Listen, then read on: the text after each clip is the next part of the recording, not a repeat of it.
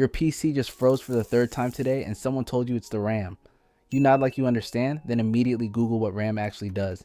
Before you buy anything, you need to know what DDR1, DDR2, DDR3, DDR4, and DDR5 actually mean, because throwing money at the wrong generation is worse than having slow memory in the first place. Let's go back to 1988. Computers were still figuring out how to talk to themselves efficiently. That year, SDRAM was born, synchronous dynamic random access memory, designed to match the timing of your CPU. The synchronous part meant it could finally keep pace with the processor instead of lagging behind like a student copying notes 3 sentences too late. But SDRAM had a limitation. It could only read or write once per clock cycle. One beat, one action, that was it. Then in 1997, Samsung demonstrated something different. A prototype that could transfer data twice per clock cycle, once on the rising edge of the signal and once on the falling edge. Double data rate, DDR. By June 1998, the first commercial DDR chip hit the market at just 64 megabits. Hyundai Electronics, now known as SK Hynix, followed immediately. The specification wasn't finalized until June 2000, but by August that year, the first retail motherboard supporting DDR memory appeared in stores. DDR1 changed desktop computing. Instead of one transfer per cycle, you got two. Programs opened faster. Multitasking became possible without your system grinding to a halt. DDR1 modules used 184 pins, down from the 168 pins SDRAM required, and featured a single notch in the center to prevent incorrect installation. Voltage dropped from 3.3 volts to 2.5 volts, which reduced power consumption significantly. Speeds ranged from 200 to 400 megatransfers per second, with bandwidth topping out around 3.2 gigabytes per second. For the early 2000s, that was revolutionary. Back then, 256 megabytes of RAM made your computer a powerhouse. Today, your phone carries 8 gigabytes without breaking a sweat. Each DDR1 stick maxed out at 1 gigabyte using a 2-bit prefetch buffer, meaning it grabbed 2 chunks of data per clock cycle. The downside was heat.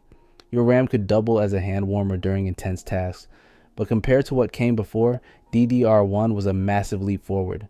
3 years later, DDR2 arrived in 2003 with a promise. Faster speeds, lower power consumption. Sounds perfect, right? Here's where it gets weird. DDR2 was faster on paper, but sometimes slower in actual use than DDR1. The culprit was latency. DDR2 used a 4-bit prefetch, doubling what DDR1 offered, and could reach speeds between 533 and 800 megatransfers per second. It ran its internal clock at half the speed of the data bus, which allowed for higher transfer rates and reduced voltage to 1.8 volts. But latency jumped from an average of 2 to 3 bus cycles on SDRAM to as high as 9 cycles on DDR2. Picture a delivery truck.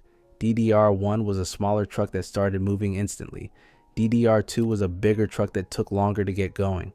For quick, repetitive tasks, DDR1 sometimes won. For heavy workloads that needed sustained bandwidth, DDR2 crushed it. DDR2 modules shifted to 240 pins, with the notch moved slightly off-center, an intentional design choice so you couldn't accidentally jam DDR2 into a DDR1 slot and fry your motherboard. Bandwidth improved to around 8.5 gigabytes per second, more than twice what DDR1 offered. Capacities reached 4 gigabytes per stick, which by mid-2000 standards felt enormous. Dual channel mode became popular, allowing 2 modules to work in parallel for even better throughput. The Intel Core 2 Duo and early AMD Phenom processors thrived on DDR2. PCs felt smoother. You could finally run multiple browser tabs without your system freezing. Windows Vista launched during this era, though we don't talk about that much. DDR2 powered the transition from single-core to multi-core computing, even if the performance gains weren't always obvious in daily use. Then 2007 arrived, and with it came DDR3, the generation that would define an entire decade of gaming PCs. This was the era of Minecraft, Skyrim, and League of Legends. If you built a gaming rig anytime between 2008 and 2015, DDR3 was inside. But before we get there, you need to understand what made DDR3 so different from everything that came before. DDR3 doubled the prefetch buffer to 8 bits. That meant each memory access grabbed 8 chunks of data instead of 4. Bandwidth jumped to over 17 gigabytes per second.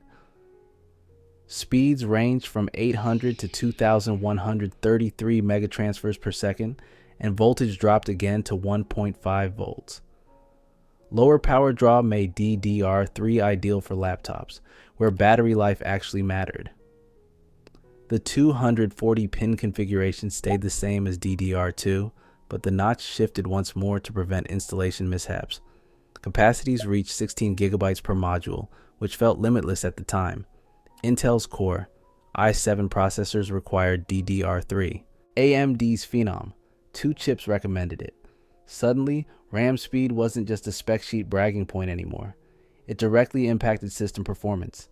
Games loaded without endless wait screens. Boot times dropped to seconds. You could run Chrome with 20 tabs open and not watch your PC collapse into itself.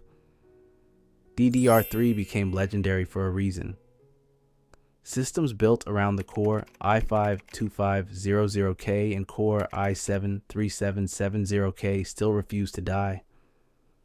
People held on to those builds for over a decade because DDR3 was good enough. Even in 2026, a DDR3 system handles 1080p gaming and basic productivity without breaking a sweat. The downside was heat. High-performance DDR3 kits could cook eggs during intense workloads. But compared to what came before, it was a miracle. Then DDR4 launched in 2014, and nobody cared. Early adopters paid premium prices for marginal gains. Reviewers called it unnecessary. Gamers ignored it entirely because DDR3 was still fast enough for everything. Then AMD launched Ryzen in 2017, and the game changed overnight. Ryzen CPUs were starving for fast memory. The faster your DDR4, the better your frame rates. What was once a pointless upgrade became mandatory for anyone chasing performance. DDR4 brought real innovation. Instead of increasing the prefetch buffer, engineers split the RAM into independent bank groups. Each group could process requests separately, which meant better parallelism and efficiency. Voltage dropped to 1.2 volts. Pin count jumped to 288. Speed started at 2,133 megatransfers per second and exploded from there. By 2020, kits hitting 3,600 and 4,000 megatransfers per second were common. Enthusiast modules pushed beyond that.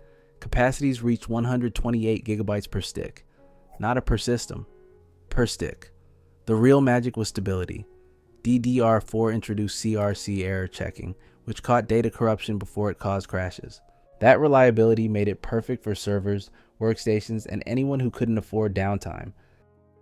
For most people in 2026, DDR4 remains the sweet spot.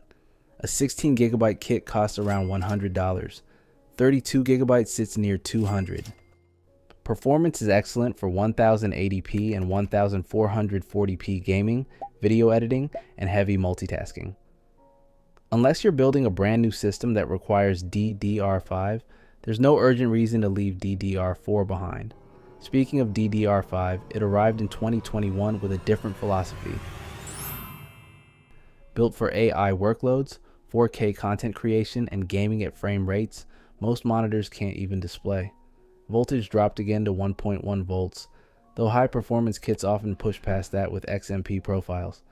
The pin count stayed at 288, but the notch moved yet again. Base speeds start at 4,800 megatransfers per second. High-end kits now hit 8,000 and beyond. Bandwidth exceeds 38 gigabytes per second, nearly double what DDR4 offers. The innovation here is dual subchannels. Each DDR5 module contains 2 independent 32-bit channels instead of one 64-bit channel. That allows the memory controller to access both halves simultaneously, which improves efficiency under heavy workloads. On-die error correction became standard across all DDR5 chips, catching errors before they reach the CPU. Power management ICS moved directly onto the module, which helps with stability at extreme speeds. Capacities are absurd. Consumer modules reach 128 gigabytes. Server sticks hit 512 gigabytes. That's more memory than most people will touch in their entire lives. But here's the reality check. For gaming, DDR5 offers slight improvements in CPU-heavy titles. The real benefits appear in rendering, simulation, and multitasking scenarios that push systems to their limits. Prices remain high. A 16GB kit starts around $80. High-speed kits easily exceed $200. If you're building with Intel's 12th gen or newer, or AMD's Ryzen 7000 series, DDR5 makes sense. Otherwise, DDR4 delivers excellent value without the premium cost.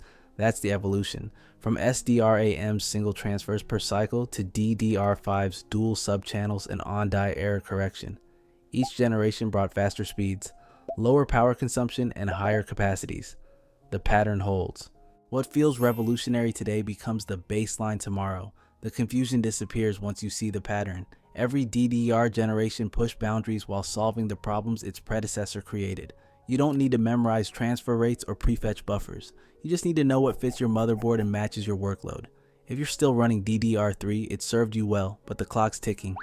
DDR4 delivers the best price to performance ratio right now. DDR5 is where the industry's headed, but only if your system already demands it.